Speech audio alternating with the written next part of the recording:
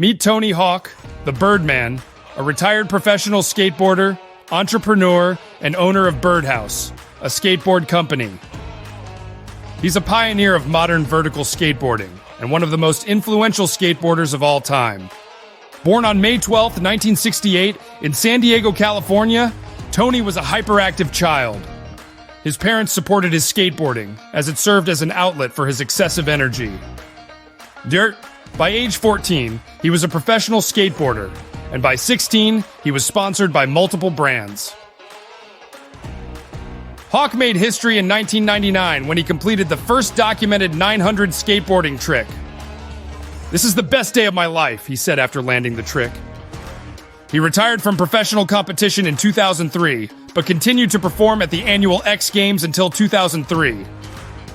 Hawk has been involved in various philanthropic activities throughout his career. He founded the Tony Hawk Foundation, now named the Skatepark Project, which helps to build skate parks in underprivileged areas around the world. In 1999, Hawk licensed a skateboarding video game series named after him, published by Activision. The series has spawned 18 titles so far, including 10 main series titles, 4 spin-offs, and 4 repackages. Hawk has made appearances in movies like Thrashin', Police Academy 4, and XXX. He also appeared in TV shows like The Sweet Life of Zack and Cody and Jackass. From a hyperactive child to a skateboarding legend, Tony Hawk has left an indelible mark on the world of skateboarding. His influence extends beyond the skate park, inspiring millions around the world with his passion, skill, and philanthropy.